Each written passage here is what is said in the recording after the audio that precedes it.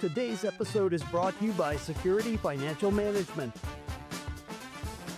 Everybody loves the Roth. I mean, who wouldn't want their money to come out tax-free forever in retirement? Well, I'll tell you what, Rob, that's probably why the IRS limits contributions to Roth IRAs at just $7,000 a year in 2025. Why? It essentially provides a yearly cap on the money invested in products that allow for compounding growth to be withdrawn completely tax-free forever. It's because you got to think about it. If you can invest $7K a year versus, say, if they allowed $60K a year, right? $7K versus $60K. If both compounding over 20 years, say at 8%, right? That $60K is going to compound a lot more growth than that $7K per year is going to compound.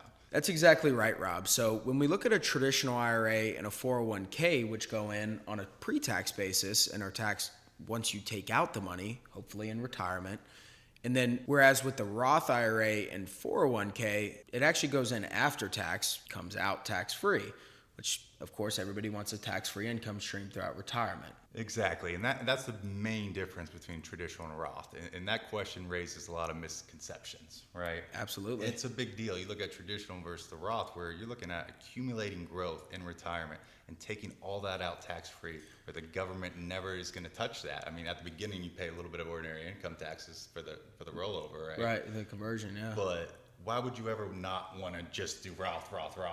And that's a really valid question. I mean, ultimately, we have to do those individualized recommendations for things like that, individualized retirement planning and tax considerations, because some people might want tax breaks if they fit within limitations. There's so many different moving parts and things to consider that, we're looking at that stuff on a daily basis. Mm-hmm. But is that why, I guess, the government puts the limitations on it?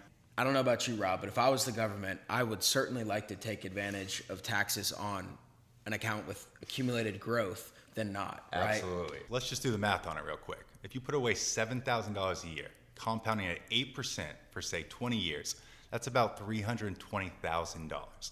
Now imagine if you could do that with $70,000 a year in a Roth, compounding at that same 8% for that same 20 years, you're going to be about $3.4 million. Like, that is some tax-free money, brother. Absolutely. And you got to take advantage of it. You got to. I got to do it, man. And for those of you who are business owners, listen up. I'm going to break down an interesting way to turn that $7,000 contribution into a $70,000 contribution per year, all into your tax-free Roth bucket of tax-free growth. It's essentially a savvy way to funnel 10x your Roth limitation every single year. Which brings us right to our question of the day. Today's question comes from Ben from Clearwater. Ben, what you got for us? I thought the IRS only lets you put $6,500 a year into a Roth. How are people saying they're getting nearly $70,000 in? Thank you, Ben. Great question, and let's break it down. So there's really going to be two parts here, right? The first one's going to be maxing out the solo 401k, and the second one is going to take that maxed out solo 401k and roll it over into the benefits of the Roth, right? So part one, maxing out the solo 401k. With the traditional 401k, most employers really only match 3 to 5%. Typically speaking, that can change, but which that means employees are rarely close to the IRS maximum, right? Now, with a solo 401k, you wear both hats. You've got your employee hat, you've got your employer hat, and that means you can take contributions, or make contributions rather, on both sides of the fence. So the employer seems to be a lot more generous when you're the employee as well. Yeah. Woo!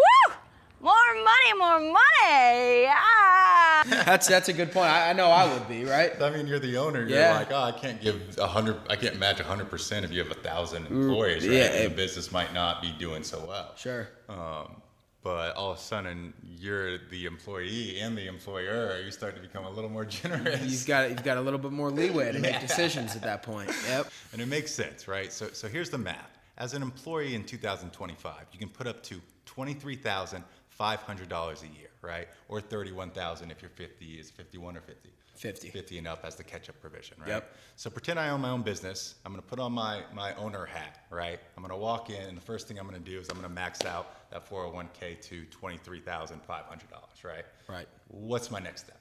So now, being on both sides of the fence, you can actually act as the employer as well. And you could add up to 25% of your total compensation within that business.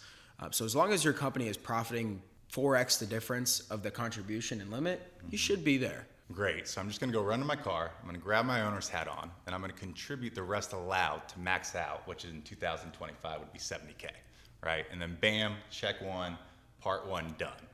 Now I need to convert that, right? Or convert that into the taxable Roth account. That's right. So, That's right. So take me there. Take me home. Yeah. Baby. Show me the money! Yeah, absolutely. So your employee contribution that can go directly into Roth, but your employer contribution normally always starts pre-tax. So the trick is using an in-plan Roth rollover, as mentioned, to move that employer piece into the Roth. So it's kind of like the backdoor Roth, but it's for 401k, bigger money. So that's why they call it the Mega Backdoor Roth. That's exactly right. So just to put an applicable example to it, right? Let's say you're a consultant making $150,000 a year. As the employee, you could defer $23,500 straight into your Roth 401k. As the employer, you contribute another $37,500 pre-tax.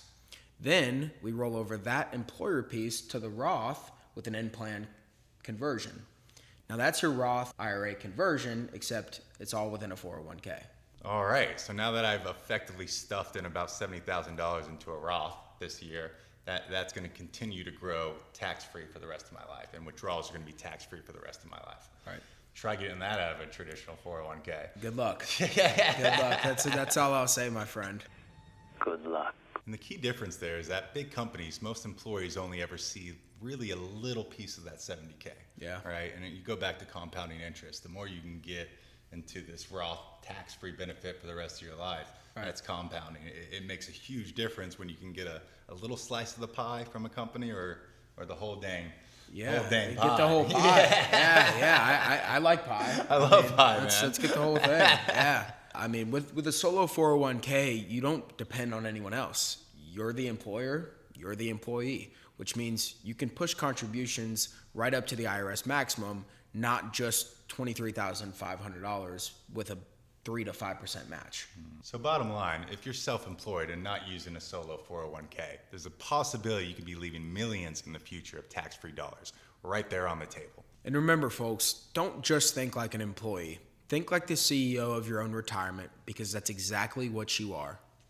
Like we always say, this stuff is just too important to guess on. I mean, these kind of little tricks and strategies, it almost feels like a cheat code, but it's not. It's just you need to know. But it does. It feels like a cheat code. Well, it does feel like a cheat code, Rob, and there's a simple math behind it as to why it does. So with your normal Roth IRA, you have a maximum contribution of $7,000 in 2025, whereas your normal Roth 401k is a $23,500 plus a tiny match. And then you've got your solo 401k plus your employer contribution plus catch-up provisions, anything, that could come into nature there. It's $70,000 in total is your contribution limit when you're utilizing that solo 401k. So it does feel like a cheat code because you look at it from a numerical standpoint and you say, okay, that's 10x the type, the amount of contribution. But the IRS wants people to be putting in there, essentially. That's exactly right. Yeah. So we got to take advantage of it. Yeah, let's think smarter, not harder, right? Absolutely. Absolutely. If you want to talk to Trevor or any of our certified financial planners here at Security Financial Management, we're going to leave a link in the description for you. And remember, folks, the secret to wealth is not what you earn, it's what you keep. Happy days, everybody. This podcast is for entertainment and educational purposes only and is not intended as personal financial advice. Before making any financial decision, please do your own research and consult a financial advisor as needed.